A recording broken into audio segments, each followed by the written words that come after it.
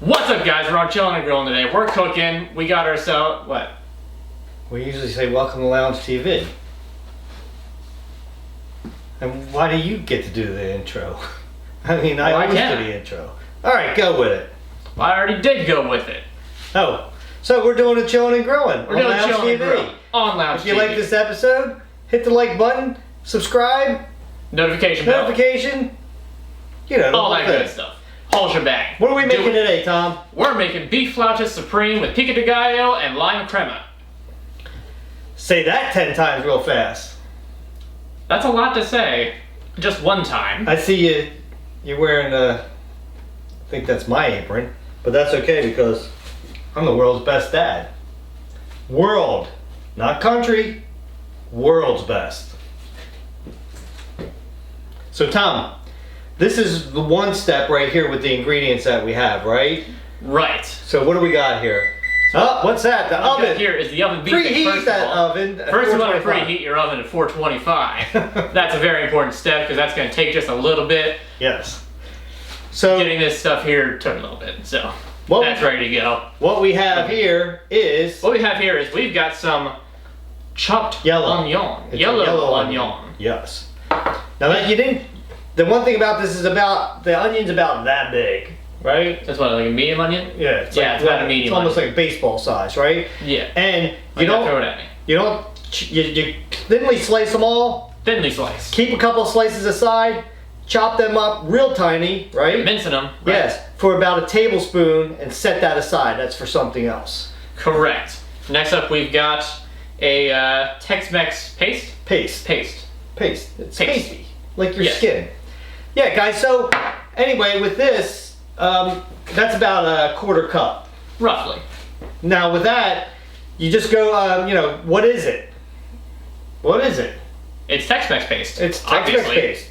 Yeah, so how could you not know that? Yeah, Google it. You'll find it. Amazon sells variations of it. You can make your own. We just happen to get this with our kit that we got for this. That we did. Next up, we got the beef. The beef. I got a beef with you. When don't you? Yeah. And we kind of got into a big, not so spicy meatball right now. That's a big meatball there. That's a big kahanga. Don't say that. Anyway, what kind of beef we got there, Tom? We got some very beefy beef. It's 80-20. 80-20. Guys, 85-15, anywhere's in that range. Somewhere around. Yeah. So then we're going to need some olive oil. Olive oil. Those Popeye fans will know what I'm talking about. All 10 of you. So guys, yes, next we have some Southwest spice. Now this... What's in that Southwest spice? Huh? It's a blend of spices, and there you go. Again, Emerald makes a good Southwest spice, so you can just get Emerald Southwest spice. Like I said, there's different kinds of paste, of the Tex-Mex paste that you can get. They're all going to be relatively around the same. And then we need a third of a cup of H2O. Correct. That's a mighty fine H2O you got there. You might get 20 people with that one. Adam Sandler.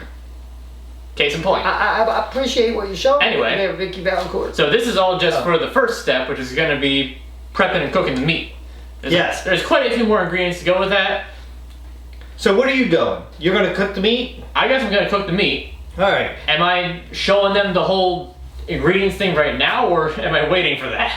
No, I think, well, this is the ingredients for the meat. No, I know, but like the thing that I was going to be doing, the inset of all the ingredients. Oh, I think you should have that right to the side of when we were just going over the ingredients. Well, I'll do you one better. I'll do it right now. There it is, right there. Why would you do that? Because the ingredients are right here. Now they're away. Phew. I felt kind of squished on that one. So let's get started, and while you're doing that, then I'll make the Pico de Gallo. Yeah, the Pico de whatever, and the... Here's a mnemonic for you.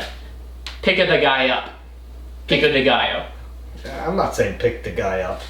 You're picking up to take him out to get some ice cream or something. I don't know. I don't pick no guys up. I'm picking the girl up to go get some ice cream. I'm not picking the guy up. But it's not called Pico de Girlo, it's Pico de Gallo. Pico de Girlio. No, you're wrong. I think it sounds better. Incorrect. Well, I mean, some people will pick a guy up, and this guy would pick a girl up. We ain't chilling here anymore, so let's get back to chilling and grilling. Yeah, I also have to make that other sauce too. The lime crema, yeah. Yeah. Let's get cooking. Okay. All right, so first step is gonna be you're gonna want to put some olive oil in the pan, turn that heat up, get that going. We got it on medium high. That's very good cooking temperature. So what you're gonna want to do is take those sliced onions that you made earlier, and you're just gonna dump them right in the pan. Try and get all the onions in there because cooked onions are good. You know, what more do I have to say? Cooked onions are good. Get that around, get the oil covering them. They're gonna be cooking for, what would you say, like 3-ish minutes? That sounds about right to me. I don't know if it actually is right though. The person who helped me out with that is being unusually silent. 3 minutes is correct. Okay, thank you. Yeah, get that all coated and just kind of let them sit for a little bit and mix them around every so often. Make sure that they're getting evenly more. Oh, you're not going to flip roundish. them up or anything? You're just going to use that? Yeah, that's what I do too. Yeah, I'm not fancy. If I tried, half the onions would be all over and there'd be oil everywhere and it would just be bad. So we're just gonna do this the safe way, the tasty way. Get those onions all mixed together. I love the smell of cooking onions. They sizzling. And then we'll go to the next step. All right, so the onions have been in here for about 3 minutes. Yeah, you're gonna want to mix them around a little bit, make sure they're moving. You don't want them to just sit there and you don't want to get brown. Take a look at that. Which you can smell, it smells amazing. Yeah. I turn the heat down to medium because sometimes it just still cooks a little hot. Sometimes you just want to turn the heat down a little bit. Right. You don't So want we did. You don't want to burn them. So the next thing that we're going to do is we got the meat and we are going to put the meatball right into there. That's a big meatball. And we're going to want to just kind of divide this up and break it apart. If you have a wooden spoon, it would be better. Yeah, but I was not given that implement, so we're just going to have to suffer with... Oh, you're doing a fine job. You break that all up like that, yeah. Yeah, Muggsy, do that. And divide it on up, get that all mixed around. Probably this will do a better job right here. Probably, yes. Okay, so now that we have a better tool for the job, let's...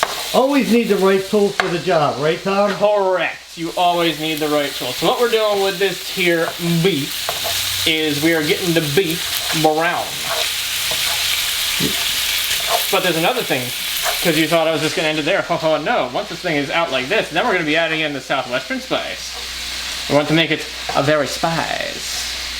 Yeah, and then you also want to get them onions all mixed up in there too, And not all mixing around the the sides onions, like that. yeah, they're kind of Yeah, let's get the onions all yeah. strewn throughout There you go. first. Okay. All right, now Now it looks like about a whole bunch of meatballs in there. a little bit, yeah. We'll break that up more as we cook it. Yeah, the I think this more is it enough. cooks, the easier it breaks up. Yep, you're going to do this for about 4 to 6 minutes. So now you just want to take your spice and sprinkle it around. Oh, that spice isn't nice. Very spice. That's a nice spice. Very nice. It's refusing right now. Just kidding. I have coerced the spice. Oh, it smells amazing. Oh, it does. I don't know about you, but to take a phrase from a certain Joe that's not here, Who's Joe? I'm excited for this. Who's Joe? That's a good question. I'm not sure who Joe is. Yeah, I'm excited for this. It's a guy who used to come out here. Is that who he was? Yeah, I almost Yeah, forgot that's about him. He used to do this kind of stuff. Yeah. Yeah, but you know what? One of the things I want to test out is like, do people want to see Tom more than Joe and Larry and chilling and grilling from now on? If you do, you can prove it to us by giving us more views on this video. If this view gets more views, or if this video gets more views than the last chilling and grilling, you will see Tom on the next chilling and grilling. Not to say that me or Joe won't be in it with you. No, It'll they're going to be video. removed entirely. What? Yeah, they're just going to be fired. Like, I just don't like your attitude.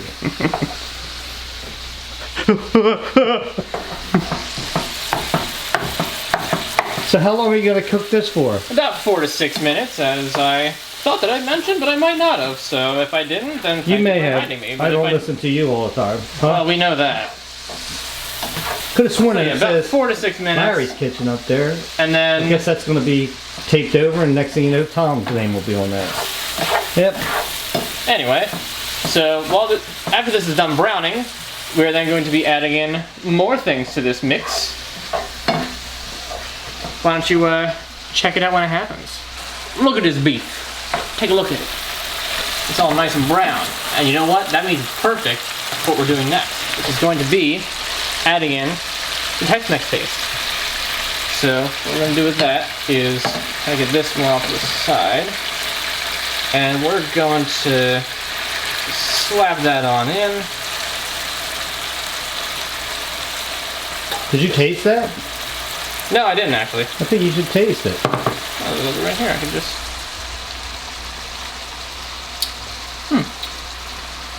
So it's got a little bit of heat to it. Not too much, but definitely some. Just the right amount. We're gonna mix this in just a little bit, and then we're gonna add in that water. I've got 2 tools. I'm gonna use them. And I'm gonna get that all sorts of around. Do that like that. Add in the water. Again, that's 1/3 of a cup of water. 1/3 of a cup of water. Thank you very much. And we can just put that in there. And at this point, you're gonna want to mix that around, make sure it's as evenly distributed as you can try to get it. And then you're gonna let it cook until the beef browns. Is there like a time frame on that? Honestly, I don't remember. It's about 4 minutes, but you wanna make sure that it gets thicker than that. It's real thin, so you want it thicker than that too. What he said. You want to get it thick. Maybe not extra thick, but thick. Is that it?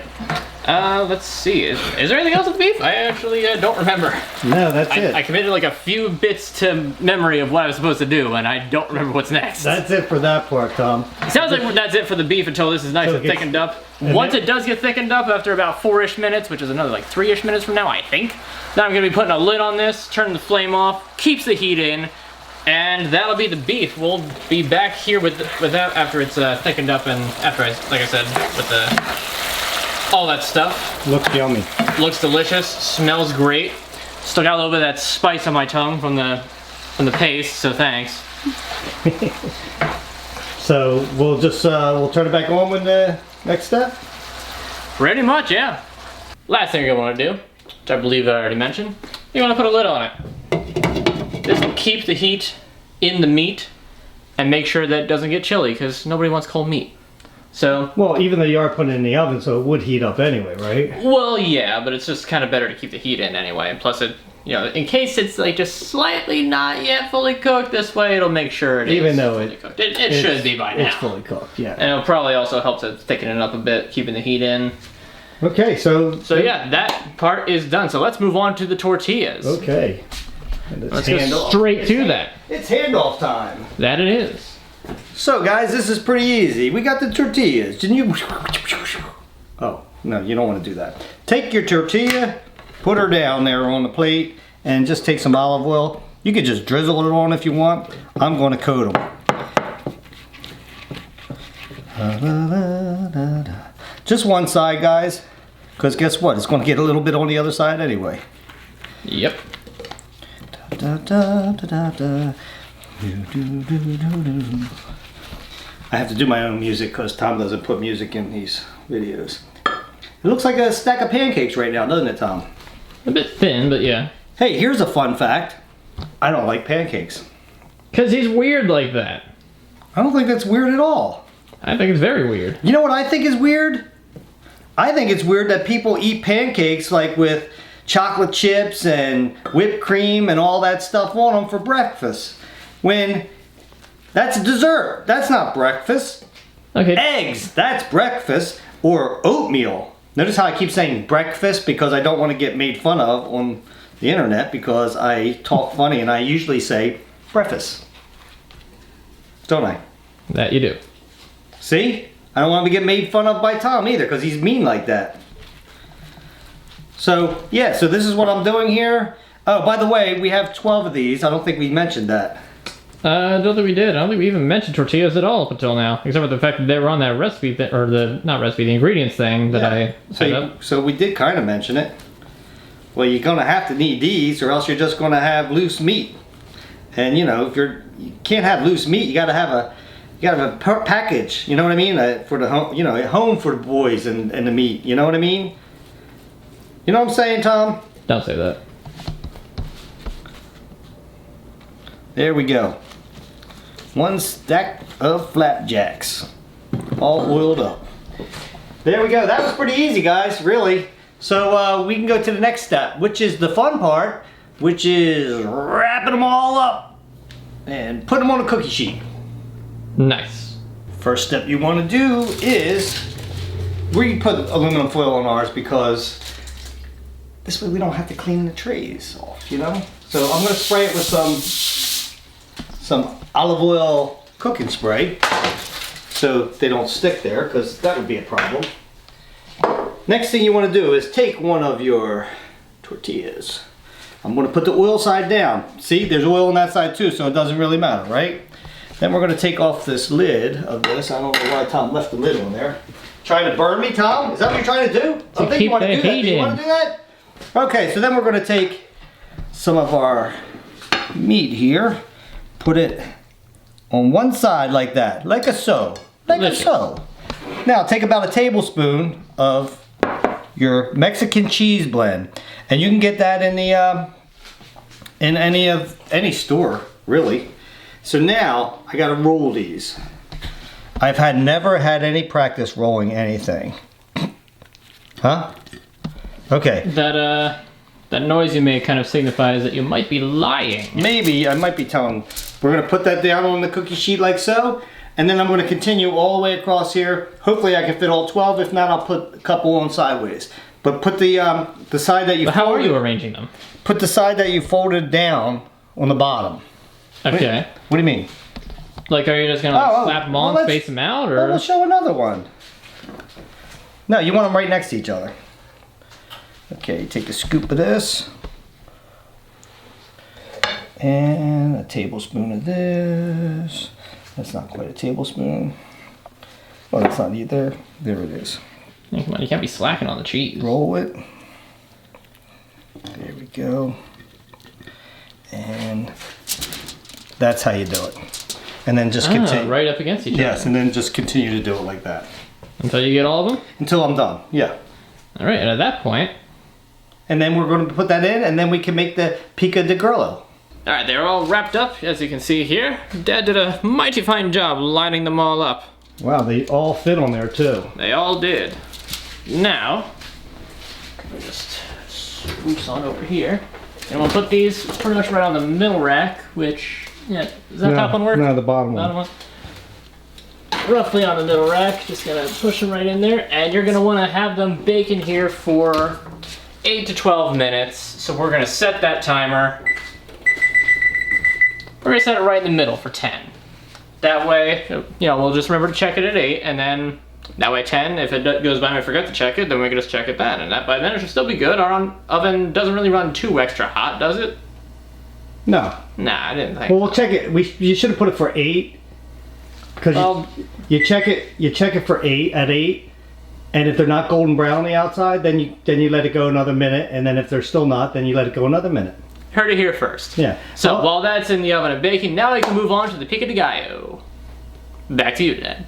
Now we're going to make the Pico de Gallo, and now this is dice your tomatoes up. These are 2 tomatoes right there, and if I had to tell you, the tomatoes were about that big. Okay? Like medium tomatoes. Yeah, medium plum. They're like plum tomatoes. There you go. This is a tablespoon of finely chopped onion that I used from my one onion with the slices. Remember what we were talking about at the very beginning? Yes. So we're gonna it's on the test. We're gonna put that in there. The next up is now the zest from 1 lime. Now I'm only gonna use about half of this for this, okay? I'm gonna use half of that. That's about half.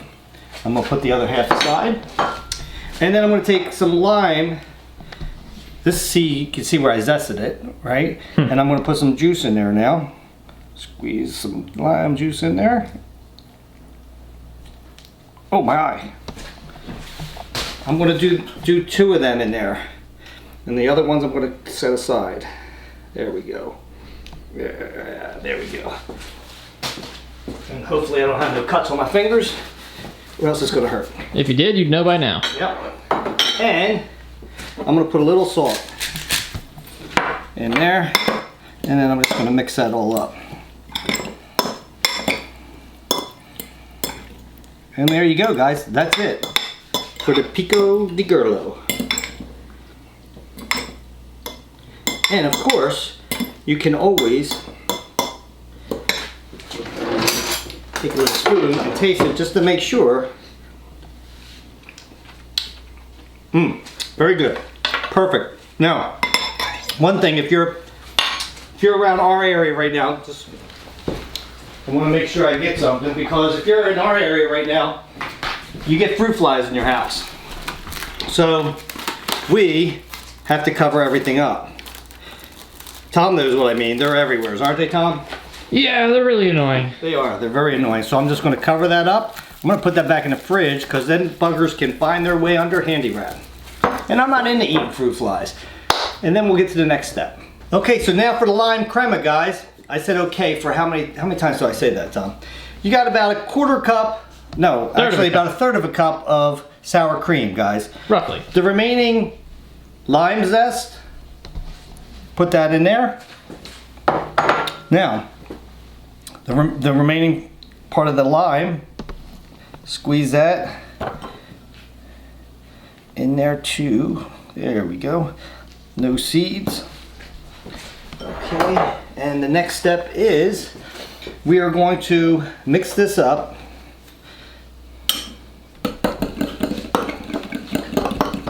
But what's the water for? The water for is oh gosh, it messed me up, Tom. The water is for, you're going to put 1 teaspoon in at a time to get this to a consistency of where you can drizzle it. Ah. So just going to put a drop in there, well, a teaspoon. I mean, it's not technically not like real teaspoon measured out, but it's You're close dropping enough. a spoonful. Yeah, a spoonful. And we're going to mix that up. Is that drizzly? Ooh, that's pretty drizzly. But we are going to put more because I want it really drizzly. Indeed. You can use a little whisk for this, guys. I'm going to put another teaspoon in there. I want it drizzly. And you just keep doing that, like I said, until it gets to that consistency that you want. Oh, and now we have to check our tortillas. So let's take a look. Well, they're sizzling. The ends of them are golden brown, but the middle of them isn't. So I would say... so we're going to let them go for a little bit while longer. I would say 2 minutes. 2 minutes, guys. Where am Just I hit at up here? arrow twice. Okay. Yes, and we're going to actually turn it down a little bit too, because we don't want them to burn. I think you got to turn the timer off for that first. Oh, all right. Well, you know what? We'll just let them go, let them burn. All right. That'll We're be gonna fine. check them real fast anyway. Look, here's the consistency. That's definitely drizzly there. That is drizzly. Put a little salt in there too, guys. Okay.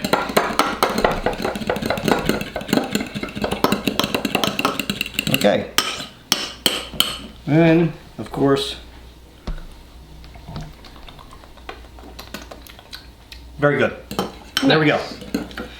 And we're set there. All right. Okay, and now I can again put some handy wrap over that because remember, it's sour cream. And guess what likes sour? Fruit flies. Yeah. I love this handy wrap thing. You know, how many times do you suffer with it? But this, it has a little slider just to cut it even like that. And it works very well. It's a beautiful thing. All right, now we're gonna go check our tortillas again. That we are. Okay, they are definitely done. So we're gonna turn the timer off. And I am going to put that there. And I have to get an oven mitt. What happened to my oven mitt? Did it fall into the cabinet below? Probably. I'll use this old one. nasty looking thing, but it still works. As long as it works. Here we go, guys. Whoa. It was a little heavy on one side. Did you notice that? It be sizzling. It is sizzling. So we're going to let them cool off for a little bit before we start plating them. So this is how we're going to plate these guys. We're going to take 3 of these bad boys like that. Line them on it. Line them Well, up. they're already lined up, but move them lined I'm going up. to take the Pico de Gallo and put that there. Oh yeah. And I'm going to take my lime Crema. I guess that's pronounced right. And I have no idea. we're going to drizzle this on there like so. There you go, guys. Looks good. Looks good. Now, Tom, you going to taste it first or am I? I can taste it first, I guess. Okay. Since I did most of the work, it seemed like you didn't do a whole lot there. Bruh, I cooked the entire meat. Ah, it's hot. Well, that's hot. Shouldn't eat something right off the cookie tray like that. That's what you get. And I don't mean spicy hot either. Alright, so get a good thumbnail of that, Tom. I'll get one with you.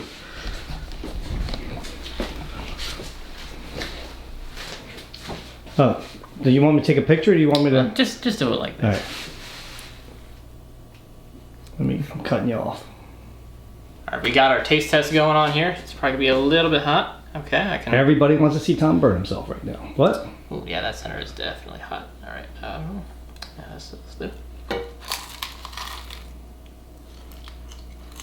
Is it hot?